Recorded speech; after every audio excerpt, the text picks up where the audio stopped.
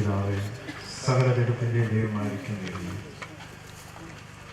ഞങ്ങളുടെ പ്രിയ പിതാവ് ഞങ്ങളുടെ ഇഷ്ടപ്രകാരം ഈ ഭൂമിയിൽ ജനിച്ച്, ഞങ്ങളുടെ ഇഷ്ടപ്രകാരം വീട്ടിൽ ജനിച്ച്, ഞങ്ങളുടെ ഇഷ്ടപ്രകാരം അവിടെ പൈതലായി അന്ന് ഈ പിതാവിൻ്റെ ജീവിതത്തിൽ നൽകി കൊടുത്ത ആയുസിൻ്റെ അറുതിയിൽ കഴിഞ്ഞ ദിവസങ്ങളിൽ ഞങ്ങളുടെ സന്നിധിയിലേക്ക് എൻ്റെ ആത്മാവിനെ ചേർത്ത് വയ്ക്കുവാൻ നമുക്ക് പ്രസാദമുണ്ടായിരുന്നു. ദേശത്തെ കർത്താവിൻ്റെ നാമത്തിൻ്റെ മഹത്വത്തിന് വേണ്ടി അധ്യധ്വാനം ചെയ്ത് അതേ നിലപാടിൽ തന്നെ തൻ്റെ തലമുറകൾ വളർത്തി ദേശത്തെ മറ്റു പല പ്രിയപ്പെട്ടവർക്കും കർത്താവിൻ്റെ സാക്ഷ്യം വഹിക്കാൻ ഉതകത്തക്ക നിലയിൽ സാക്ഷ്യം വഹിച്ച ആ പിതാവിൻ്റെ ഭൗതിക ശരീരത്തിനുള്ള ബന്ധത്തിലും ഭവനത്തിലും ഒക്കെയുള്ള ശുശ്രൂഷയിൽ കർത്താവ് സഹായിച്ചതിനായി സ്തോത്രം ചെയ്യും. തൻ്റെ മക്കളായി മരുമക്കളായി കൊച്ചുമക്കളായിട്ടൊക്കെ ദൂരത്തും ചാരത്തും സ്വദേശത്തും വിദേശത്തും ഒക്കെ തക്ക സമയത്ത് സമാധാനത്തോടെ കടന്നു വന്ന് ഈ ശുശ്രൂഷയിൽ സംബന്ധിപ്പാൻ ദൈവം സഹായിച്ചതിനായി സ്തോത്രം. പൗലിലും നമ്മുടെ ആത്മാവ് ഭരിച്ച് നടത്തണമേ, നമ്മുടെ ഭൃത്യന്മാരെ അതിന് സഹായിക്കണമേ. ഈ ശുശ്രൂഷയിൽ സംബന്ധിക്കുന്ന പ്രിയപ്പെട്ടവർക്ക് ഇനിയും ഈ ക്രിസ്തുയേശുക്കളുടെ പ്രത്യാശയിലേക്ക് കടന്നു വരാൻ കഴിയാതിരിക്കുന്നവർ ഈ ശുശ്രൂഷയിൽ സംബന്ധിക്കുമ്പോൾ അവരുടെ ജീവനെ പറ്റി, നിത്യജീവനെ പറ്റി, യേശു ക്രിസ്തുവിൻ്റെ രക്ഷയെ പ്രാപിപ്പാൻ ഒക്കെ ഉദകത്തിനെ പരിശുദ്ധാത്മാവ് ശുശ്രൂഷ നിയന്ത്രിക്കണമേ. എല്ലാം ഞങ്ങളുടെ ആത്മാവിൻ്റെ പൂർണ്ണ നിയന്ത്രണത്തിൽ ഏറ്റവും സന്തുലിതമായി നടക്കുവാൻ സഹായിക്കണം. ഞങ്ങളുടെ ഭൃത്യന്മാരെ ഞങ്ങളുടെ കരങ്ങളിൽ ഏൽപ്പിക്കുന്നു. ദുഃഖത്തിലായിരിക്കുന്നു പ്രിയപ്പെട്ടവരെല്ലാം ദൈവത്തിൻ്റെ സമാധാനം ലഭിക്കുന്നു. മഹത്വം അങ്ങയ്ക്ക് ക്രൂശിൽ ഞങ്ങൾക്ക് വേണ്ടി ജീവനെ തന്ന യേശു ക്രിസ്തുവിൻ നാമത്തിൽ ശ്രദ്ധിക്കുന്ന പിതാവേ.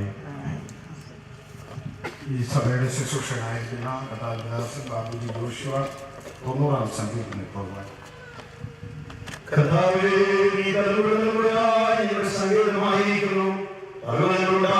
നീ ഭൂമിയെയും ഭൂമണ്ഡലത്തെയും നിർമ്മിച്ചതിനു മുമ്പേ നീ അനാദിയായ ശാശ്വതമായ ദൈവമാകുന്നു. നീ മർത്യനെ കൊടിയെയും മടങ്ങി ചെയ്യുമാറാക്കുന്നു. മനുഷ്യപുത്രന്മാരെ ചെയ്യുന്നു. 1000 സംവത്സരങ്ങളുടെ കഴിയുപോയ ദിവസം പോലെ രാത്രിയെ പോലെ മാത്രം ഇരിക്കുന്നു. നീ അവരെ ഒഴുക്കിക്കളയുന്നു. അവർ ഉറക്കം പോലെ അത്രേ. അവർ രാവിലെ മുളച്ചുവരുന്ന പുല്ല് പോലെയാകുന്നു. അത് രാവിലെ തഴച്ചു വളരുന്നു, വൈകിനെ വളരിഞ്ഞ് വാടിപ്പോകുന്നു. ഞങ്ങളുടെ ലോകത്താൽ ക്ഷയിച്ചും നിന്റെ ലോകത്താൽ ഭ്രമിച്ചു പോകുന്നു. നീ ഞങ്ങളുടെ അകത്തുകളെ മുമ്പിലും ഞങ്ങളുടെ പ്രകാശത്തിനും വെച്ചിരിക്കുന്നു. ഞങ്ങളുടെ നാടുകളിലൊക്കെയും നിന്റെ ക്രോധത്തിൽ കഴിഞ്ഞുപോയി. ഞങ്ങളുടെ സംവത്സരങ്ങളെ ഞങ്ങളുടെ പോലെ കഴിക്കുന്നു. ഞങ്ങളുടെ അധികാരം 70 സംവത്സരം, ഏറെയായാൽ 80 സംവത്സരം. അതിന്റെ പ്രതാപം പ്രയാസവും ദുഃഖവുമത്രേ. അത് വേഗം തീരുകയും ഞങ്ങൾ പറന്നുപോവുകയും ചെയ്യുന്നു. നിന്റെ കോപത്തെ ശരിക്കുകയും നിന്നെ ഭയപ്പെടുവാൻ നിന്റെ ക്രോധത്തെയും ഗ്രഹിക്കുന്നവരാൽ ഞങ്ങൾ ജ്ഞാനമുള്ള ഒരു ഹൃദയം പ്രാപിക്കത്തക്കവണ്ണം ഞങ്ങളുടെ നാളുകളിൽ ഞങ്ങളെ ഉപദേശിക്കണമേ. മടങ്ങി വരണമേ. എത്രത്തോളം താമസം അടികളോട് സഹതാപം തോന്നണമേ. കാലത്ത് തന്നെ ഞങ്ങളെ തൃപ്തരാക്കണമേ. എന്നാൽ ഞങ്ങളുടെ ആയുഷ്കാലമൊക്കെ ഞങ്ങൾ ഘോഷിക്കാനിരിക്കും. നീ ഞങ്ങളെ ശേഷിപ്പിച്ച ദിവസങ്ങൾക്കും ഞങ്ങളുടെ സംവത്സരങ്ങൾക്കും ഞങ്ങളെ സന്തോഷിപ്പിക്കണമേ. നിന്റെ പ്രവൃത്തിയും അവരുടെ മക്കൾക്ക് മഹത്വവും വെളിപ്പെടുമാറാകട്ടെ. ഞങ്ങളുടെ ദൈവമായ പ്രസാദം ഞങ്ങളുടെ മേൽ ഇരിക്കുമാറാകട്ടെ. ഞങ്ങളുടെ കൈകളുടെ പ്രവൃത്തിയെ സാധ്യമാക്കി തരണമേ. അതേ ഞങ്ങളുടെ കൈകളുടെ പ്രവൃത്തിയെ സാധ്യമാക്കി തരണമേ. പാടും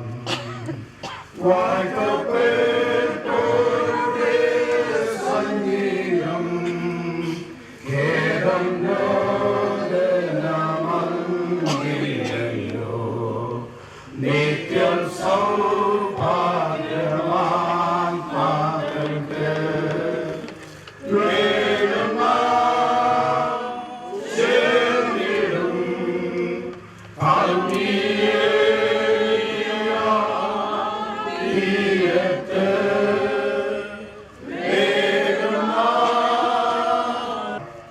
പാത്രത്തെ മൃഗശരീരവുമായിട്ട് ഈ സെമിത്തേരിയിൽ നമുക്ക് എത്തിച്ചേരുവാൻ ദൈവം സഹായിച്ചു. ഭവനത്തിൽ വെച്ച് നടന്ന ശുശ്രൂഷകളെ ദൈവം അനുഗ്രഹിച്ചു. വളരെ പ്രത്യാശ നിറഞ്ഞ നല്ല വചനങ്ങൾ, പ്രത്യാശയുടെ ഗാനങ്ങളൊക്കെ ദൈവം നമുക്ക് നൽകി തന്നു. സ്തേഫാനോസിനെ ഭക്തിയുള്ള പുരുഷന്മാർ അത് നല്ല ഒരടക്കം നൽകിയെന്ന് ദൈവത്തിൽ വായിക്കും. ഈ മൃതശരീരത്തിന് ഏറ്റവും നല്ല ബഹുമാനത്തോടെ ഒരു നല്ല ശവസംസ്കാരം നൽകുവാനാണ് നമ്മളിവിടെ വന്നിരിക്കുന്നത്. ആത്മാവ് എത്തേണ്ട സ്ഥാനത്ത് എത്തിക്കഴിഞ്ഞു.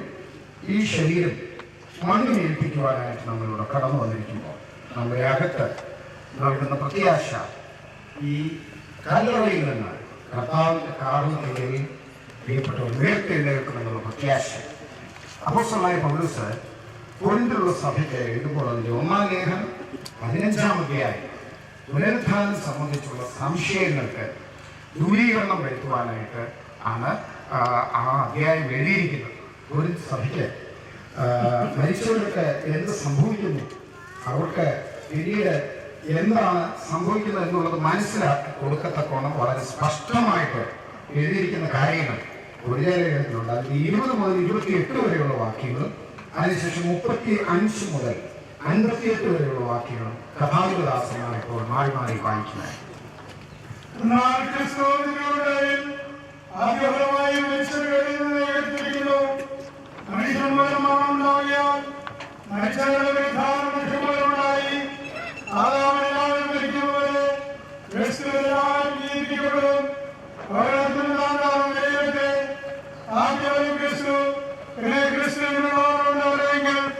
പിന്നെ അവസാനം എല്ലാ ആഴ്ചയ്ക്കും അധികാരത്തിനും ശക്തിക്കും നീക്കം വരുത്തിയിട്ട് രാജ്യമില്ലാതിരിക്കും.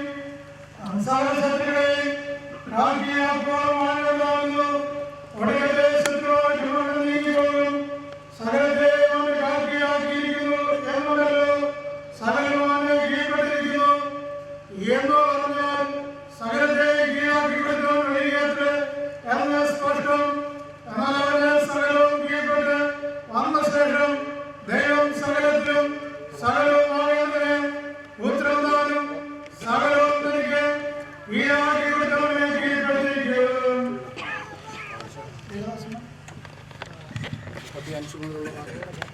പക്ഷേ ഒരുവൻ മരിച്ചവരെങ്ങനെ ഏൽക്കുന്നുവെന്നും ഏതൊരു ശരീരത്തോടെ വരുന്നുവെന്നും ചോദിക്കും. നീ വിളിക്കുന്നത് സത്യമില്ലെങ്കിൽ ജീവിക്കുന്നില്ല. നീ വിളിക്കുന്നതോ ഉണ്ടാകുവാനുള്ള ശരീരമല്ല, പൗരന്റെയോ മറ്റവരുടെയോ വെറുമണി എത്രയോ വിളിക്കുന്നത്. ദൈവമോ തന്റെ ഇഷ്ടം പോലെ അതിന്റെ ശരീരവും ഓരോ വീട്ടിന് അത് തന്റെ ശരീരവും കൊടുക്കുന്നു. സകല മാംസവും ഒരുപോലെയുള്ള മാംസമല്ല. മനുഷ്യരുടെ മാംസം വേറെ, കന്നുകാലികളുടെ മാംസം വേറെ, പക്ഷികളുടെ മാംസം വേറെ, മനുഷ്യരുടെ മാംസവും വേറെ. സ്വർഗീയ ശരീരങ്ങളും ഭൗമാ ശരീരങ്ങളുമുണ്ട്. സ്വർഗീയ ശരീരങ്ങളുടെ തേജസ് വേറെ, ഭൗമാ ശരീരങ്ങളുടെ തേജസ് വേറെ. സൂര്യന്റെ തേജസ് വേറെ, ചന്ദ്രന്റെ തേജസ് വേറെ, നക്ഷത്രങ്ങളുടെ തേജസ് വേറെ. നക്ഷത്രവും തമ്മിൽ തേജസ്സുകൊണ്ട് ഭേദമുണ്ടല്ലോ. മനുഷ്യരുടെ പുനരുത്ഥാനവും തന്നെ. ലോകത്തിൽ വിളിക്കപ്പെടുന്നു, അദ്ലോകത്തിൽ ഉയർക്കുന്നു, അപമാനത്തിൽ വിളിക്കപ്പെടുന്നു, തേജസ്സിൽ ഉയർക്കുന്നു, ഗ്രഹീതയിൽ വിളിക്കപ്പെടുന്നു, ശക്തിയിൽ ഉയർക്കുന്നു. താങ്കളുടെ ശരീരം വിളിക്കപ്പെടുന്നു, ആത്മീയ ശരീരം ഉയർക്കുന്നു. താങ്കളുടെ ശരീരമുണ്ടെങ്കിൽ ആത്മീയ ശരീരവുമുണ്ട്. ഒന്നാം മനുഷ്യനായ ആദാം ജീവനീയായി തീർന്നിരിക്കുന്നുവല്ലോ. ഒടുക്കത്തെ ആദാം ജീവിപ്പിക്കുന്ന ആത്മാവായി. ആത്മീയമല്ലാത്ത ഒന്നാമത്തേത് ആത്മീയം പിന്നത്തേത് വരുന്നു. ഒന്നാം മനുഷ്യൻ ഭൂമിയിൽ നിന്നാം മണ്ണുകൊണ്ടുള്ളവൻ, രണ്ടാം മനുഷ്യൻ സ്വർഗത്തിൽ നിന്നുള്ളവൻ. മണ്ണുകൊണ്ടുള്ളവരെ പോലെ മണ്ണുകൊണ്ടുള്ളവരും സ്വർഗീയരെ പോലെ സ്വർഗീയന്മാരുമാകുന്നു. നാം മണ്ണുകൊണ്ടുള്ളവൻ പ്രതിമ ധരിച്ചതുപോലെ സ്വർഗീയ പ്രതിമയും ധരിക്കും. സഹോദരന്മാരെ, മാംസരക്തങ്ങൾക്ക് ദൈവരാജ്യത്തെ വാസമാക്കാൻ കഴിയില്ല. ദൈവത്വം അതിനൊക്കെ വാസമാക്കിയില്ല ഞാൻ പറയുന്നു. ഞാനൊരു മറുപടിയോട് പറയാം, നാം എല്ലാവരും നിന്റെ കൂടെയില്ല. എന്നാൽ അംഗീകാരണാർത്ഥികൾ പെട്ടെന്നായി കഴിവെക്കുന്നതിനെ നാം എല്ലാവരും വിവാഹപ്പെടും. കാരണം മരിച്ചവരെയും നാം വിവാഹപ്പെടുകയും ചെയ്യും. ഈ ദ്രവത്തോട് ദ്രവത്വത്തെയും ഇമർത്യമായത് അമർത്യത്തെയും ധരിക്കണം. ഈ ദ്രവത്വമുള്ളത് അമൃതത്തെയും ഈ മർത്യമായ അമൃതത്തെയും ധരിക്കുമ്പോൾ ഏകമതിരിക്കുന്നവരും നോക്കിയാവും. ഹേവരുടെ ജൈവയുടെ വിഷമുള്ളതയുടെ മരണത്തിന്റെ വിഷമുള്ള പാപത്തിന്റെ ശക്തിയുടെ ന്യായപ്രമാണം നമ്മുടെ കർത്താവായ യേശുക്രിസ്തു മുഖാന്തരം നമുക്ക് ജയം നൽകുന്ന ദൈവത്തിന് സ്തോത്രം.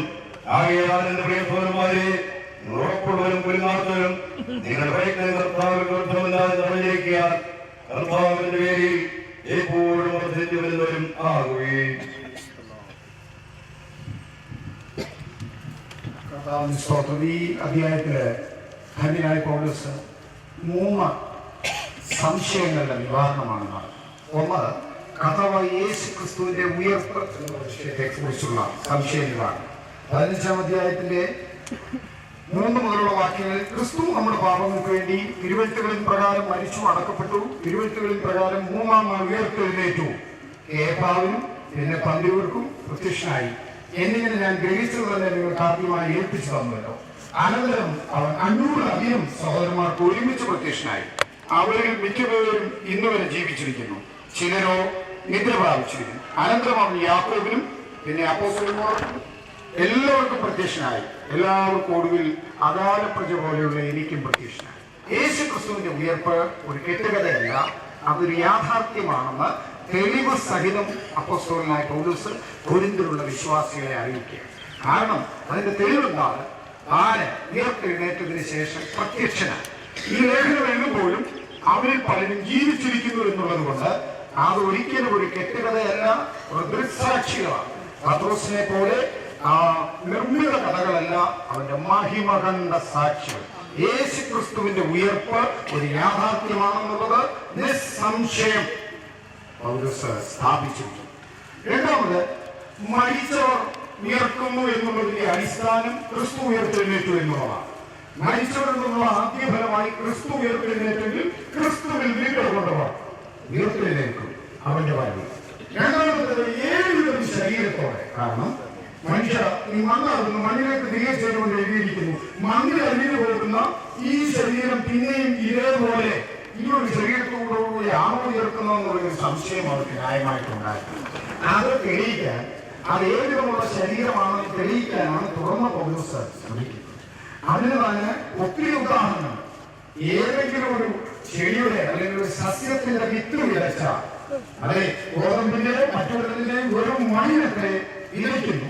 ദൈവമോ തന്റെ ഇഷ്ടം പോലെ ഒരു ശരീരവും ഓരോ വിത്തിന് അതിന്റെ ശരീരവും നൽകുന്നു. മണ്ണിൽ കുഴിച്ചിരുന്ന വിത്ത് അത് കിളിക്ക് വരുമ്പോൾ അതിന് ദൈവം ഒരു ശരീരം നൽകും. അതുപോലെ എല്ലാ ശരീരവും ഒരുപോലെയല്ല.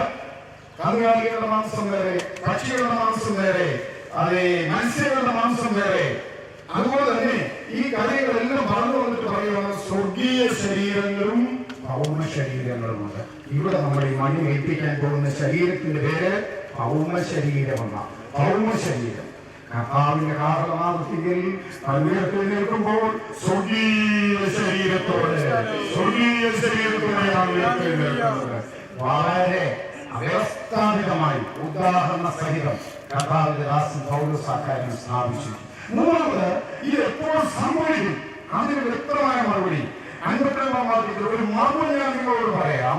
നാം എല്ലാവരും നിദ്രകൊള്ളുകയില്ല, എന്നാൽ അന്ത്യകാലമെന്ന വ്യക്തികൾ പെട്ടെന്ന് കണ്ണിൽ വെക്കുന്നതിനിടയിൽ നാം എല്ലാവരും രൂപാന്തരപ്പെടും, കാഹളം ധ്വനിക്കും, മരിച്ചവർ അക്ഷരായി ഉയർത്തുകയും ചെയ്യും. ദൈവത്തിന് സ്തോത്രം. നാം രൂപാന്തരപ്പെടുകയും ചെയ്യും. എപ്പോഴാണ് സംഭവിക്കുന്നത്? അന്ത്യകാഹളം നടക്കുന്നത്.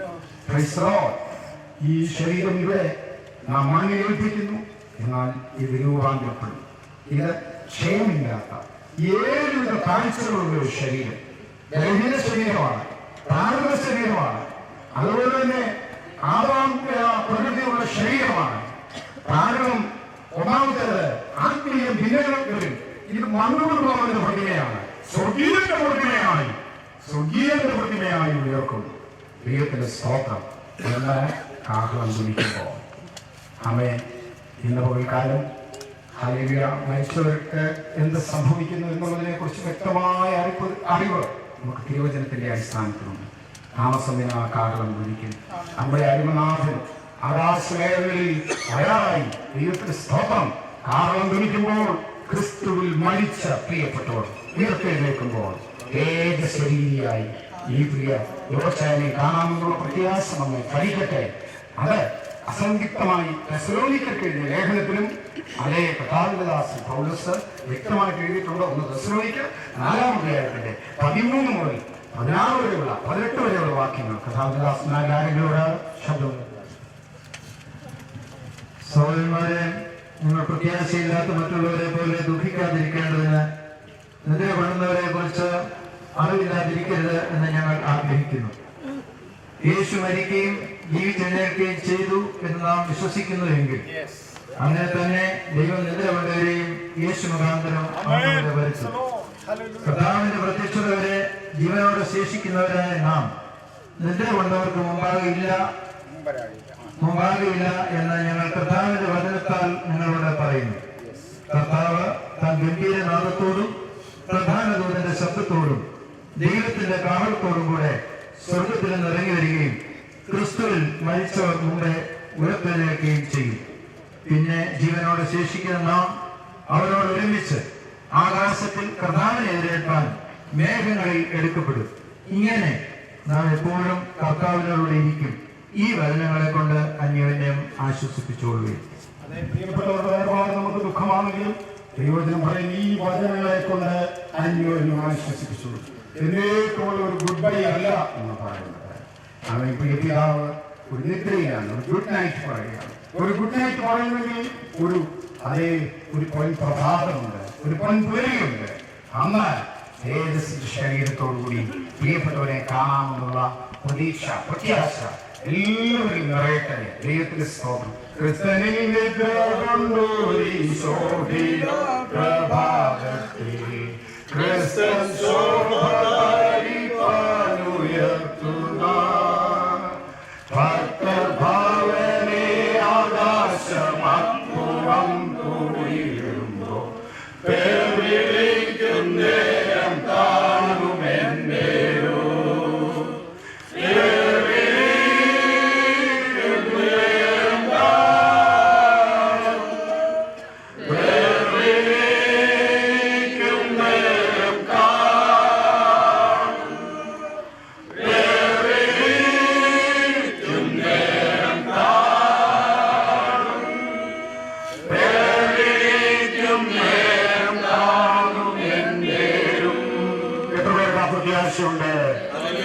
വിളിക്കുമ്പോൾ എന്റെ പേര് കാണും.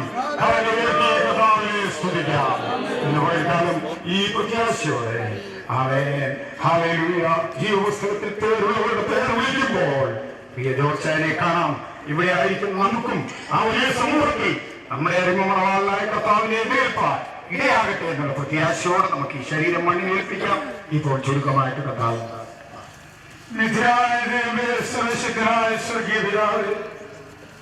അവരുടെ ഭക്തനും ദാസനുമായ പ്രിയ ജോർച്ചാൻ കർത്താവിന്റെ കൃപയിൽ ആശ്രയിച്ച് വിശ്വാസ ജീവിതം ചെയ്യുവാൻ കർത്താവ് ബലപ്പെടുത്തിക്കൊണ്ടിരുന്നു.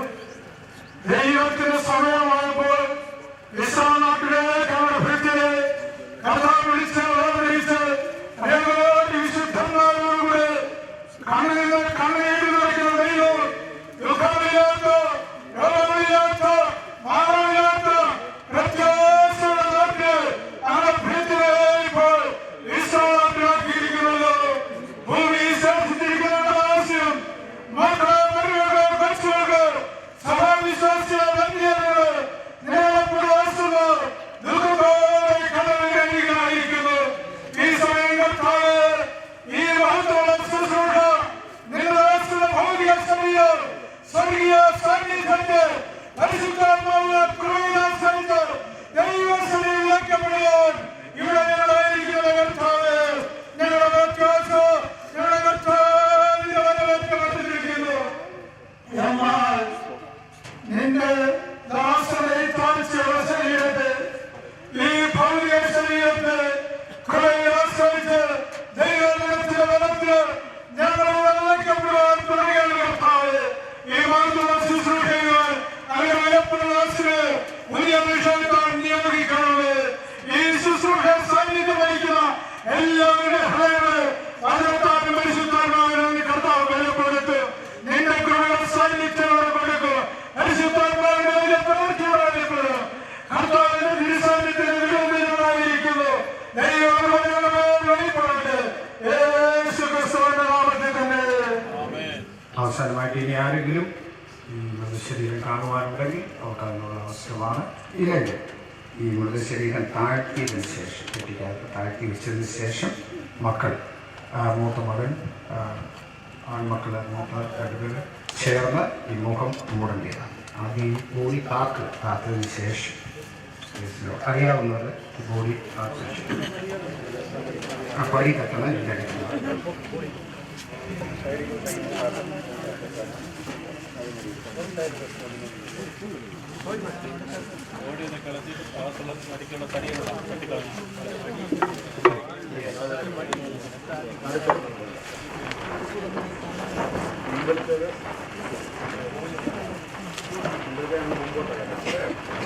തലേണ ഒക്കെ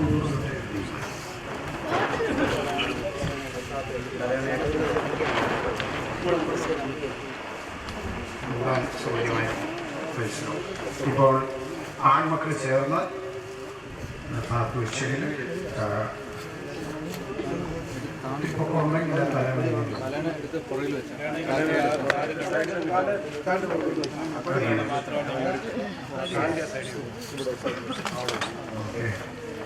ആൺമക്കൾ ചേർന്ന് സ്തോത്രം സ്തോത്രം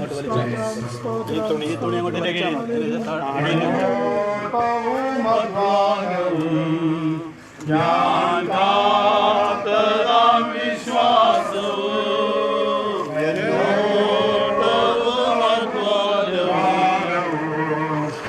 ഞാൻ കാത്തതാം വിശ്വാസവും വ്യർത്ഥമല്ല അതും നിശ്ചയം വേദം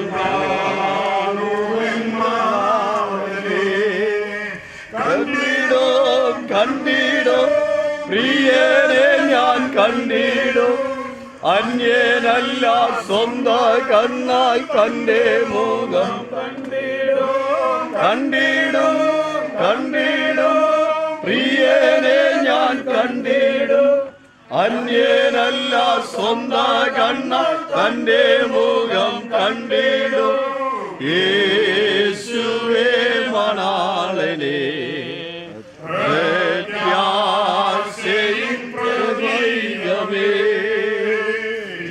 യേശുവേ മണാളനെ പ്രത്യാശയിൻ പ്രദീപമേ. ഇതാകുന്നു നമ്മുടെ അവസാനമെങ്കിൽ ധനവാന്മാർ തങ്ങളുടെ ധനത്തിൽ പ്രശംസിക്കുന്നതിന്, ഇതാകുന്നു നമ്മുടെ അവസാനമെങ്കിൽ സൗന്ദര്യമുള്ളവർ തങ്ങളുടെ സൗന്ദര്യത്തിൽ പ്രശംസിക്കുന്നതിന്, ഇതാകുന്നു മനുഷ്യന്റെ അവസാനമെങ്കിൽ ബുദ്ധിമാന്മാർ തങ്ങളുടെ ബുദ്ധി പ്രശംസിക്കുന്നതിന്. മനുഷ്യ നീ മണ്ണാകുന്നു, മണ്ണിലേക്ക് തിരികെ ചേരുന്നത് ആദാമി വർഗത്തോട് അരുളിച്ചെയ്തയുടെ അവിടുത്തെ വചനം പോലെ ഈ ദാസനെ ഞങ്ങൾ ഇപ്പോൾ മണ്ണിലേക്കുകയാണ്. നീയോ കർത്താവിന്റെ ദാസൻ ജോർജായ പോയി വിശ്രമിച്ചുകൊള്ളുക.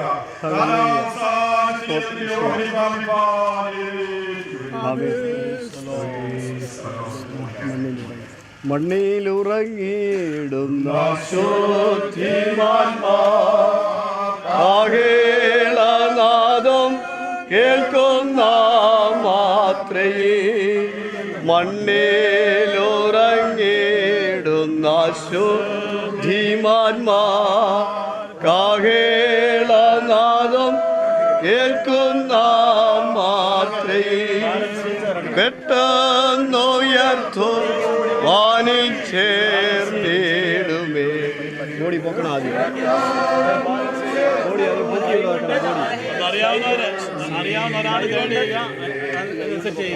ആദ്യം ബോഡി കൈ കൊണ്ട് പൊക്കണം, പൊക്കി ഇവിടെ കൊണ്ടുവരണം. തീരാത്ത സന്തോഷം പ്രാപിക്കുമാവ്, തീരാത്ത സന്തോഷം, തീരാത്ത സന്തോഷം പ്രാപിക്കുമാവ്.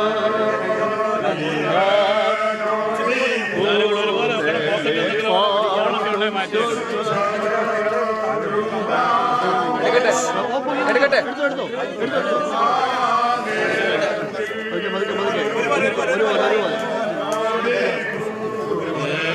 പാർക്കും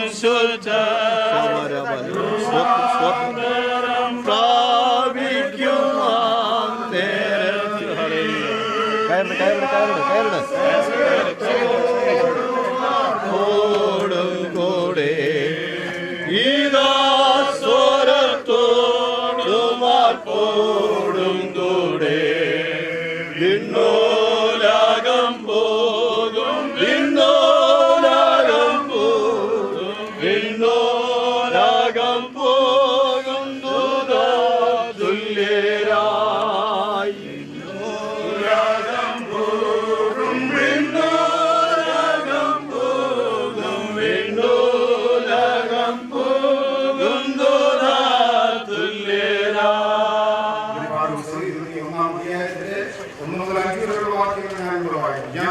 ആകാശം പുതിയ ഭൂമിയിലാണ്.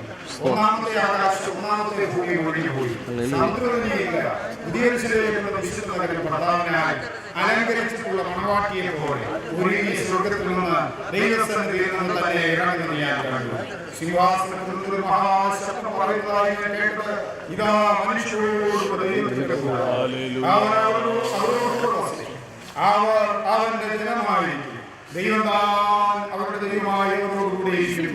അവൻ അവരുടെ കണ്ണിൽ നിന്ന് കണ്ണുനീരെല്ലാം തുടച്ചുകളയും. ഈ മരണം ഉണ്ടാകില്ല, ദുഃഖവും മുറവിളിയും കഷ്ടതയും ഇനി ഉണ്ടാകില്ല. ഒന്നാമത്തെ കഴിഞ്ഞുപോയി. സിംഹാസനത്തിലിരിക്കുന്നവൻ ഇതാ ഞാൻ സകലവും പുതുതാക്കുമെന്ന് അറിയി ചെയ്തു. എഴുതുക, ഈ വചനം വിശ്വാസയോഗ്യവും സത്യവുമാകുന്നു. മരണമില്ലാത്ത ആ നല്ല കർത്താവിനോടൊപ്പം യുഗായുഗം വസിക്കുന്ന ആ പ്രത്യാശയോടെ നമുക്ക് ഈ സെമിത്തേരിയിൽ നിന്നിടെ പറയാം. ഇപ്പോൾ കർത്താവിന്റെ ദാസൻ സീവൻ യോസഫ് ചുരുക്കമായിട്ടാണ്. ഞങ്ങളുടെ പരിശുദ്ധ പിതാവേ, ഈ നല്ല അവസരത്തിനായി സ്തോത്രം ചെയ്യുന്നു. ഞങ്ങളുടെ വാത്സല്യ പിതാവിനെ കഴിഞ്ഞ ദിനത്തിൽ കൃത്യമായ വിശ്രമത്തിന് വേണ്ടി വിളിച്ചു ചേർക്കപ്പെടുവാൻ സ്വർഗത്തിന് പ്രസാദം തോന്നി. കർത്താവ് ഇന്ന് രാവിലെ ബോഡി ഭവനത്തിൽ കൊണ്ടുവരുവാൻ അനുഗ്രഹിക്കപ്പെട്ടതായ ശുശ്രൂഷകൾ നിവർത്തിപ്പാൻ പരിശുദ്ധ ദൈവം ഇടയാക്കിയല്ലോ. തുടർന്ന് ഈ സെമിത്തേരിയിൽ നടന്നതായ അനുഗ്രഹിക്കപ്പെട്ട ശുശ്രൂഷകളെ ദൈവത്രത്തോളം അനുഗ്രഹിച്ചുള്ള സ്തോത്രം. ഭക്തിയുള്ള പുരുഷന്മാർ സ്റ്റെഫാനോസിനെ അടക്കിയതുപോലെ ഇന്ന് പകൽക്കാലം അഭിഷിക്തയുടെ സാന്നിധ്യത്തിൽ എൻ്റെ ദാസന്റെ ജടയുടെ മറവിയുവാൻ പരിശുദ്ധ പിതാവെ കൃപ ചെയ്തതിനായി സ്തോത്രം. ഈ ശുശ്രൂഷ നിവർത്തിപ്പാൻ ഞങ്ങളുടെ ദാസന് ദൈവം ശക്തീകരിച്ചതിനായി സ്തോത്രം. ദുഃഖാർത്ഥരായിരിക്കുന്ന എല്ലാ ഹൃദയങ്ങളിലും ദൈവത്തിൻ്റെ ആശ്വാസം പകരണമേ. ഞങ്ങളുടെ കർത്താവിൻ്റെ മടയുയരുങ്കൽ പ്രിയ പിതാവിനെ തേജസ്സിൻ്റെ കർത്താവെ ശരീരത്തോടെ കാണാമെന്നുള്ളതായ വലിയ ഉറപ്പോടെ ആയിരിക്കാൻ സ്വർഗം അവിടുന്ന് സഹായിക്കണമേ എന്ന് പ്രാർത്ഥിക്കുന്നു. ഇവിടെ കടന്നു വന്ന എല്ലാവർക്കായി ഞങ്ങളുടെ അഭിഷിക്തന്മാർക്കായി സ്തോത്രം. ശുശ്രൂഷകളെല്ലാം മാനിച്ചതിനായി സ്തോത്രം. സകല മഹത്വം അങ്ങേക്ക് അർപ്പിക്കുന്നു യേശു ക്രിസ്തുവിന്റെ നാമത്തിൽ തന്നെ.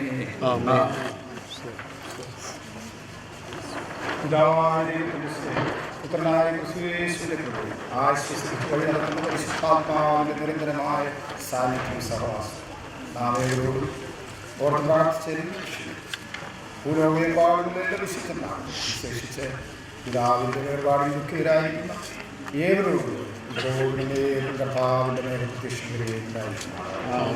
യേശു ക്രിസ്തു മുഖാന്തരം ഈ പകലിൽ നമുക്ക് ജയം നൽകിയ ദൈവത്തിന്റെ സ്തോത്രം. കർത്താവേ വരണമേ. ഈ ശുശ്രൂഷകൾ ആദ്യമൊന്നും സഹകരിച്ച ഭവനത്തോടൊപ്പം സഹകരിച്ച കർത്തൃദാസന്മാർ, ബന്ധുമിത്രാദികൾ, ചാർച്ചന്മാർ എല്ലാവർക്കും ഒരിക്കൽ കൂടെ സഭയുടെ പേരിലും കുടുംബത്തിന്റെ പേരിലുള്ളതായ പ്രത്യേകം നന്ദി അറിയിക്കുന്നു. കർത്താവ് എല്ലാവരെയും അനുഗ്രഹിക്കട്ടെ. നിങ്ങൾക്ക് എല്ലാവർക്കും ഒരു ചായ സ്നാക്സിന്റെ ക്രമീകരിച്ചിട്ടുണ്ട്. ഇവിടെ തന്നെയാണ്. അത് കഴിഞ്ഞതിന് ശേഷം ഇവിടെ താഴോട്ട് വണ്ടിയിൽ കൊണ്ടുവിടും. അതിനായി സഹകരിക്കുവാൻ എല്ലാവരെയും ഓർമ്മിക്കുന്നു. ദൈവം എല്ലാവരെയും ധാരാളമായി അനുഗ്രഹിക്കുന്നു.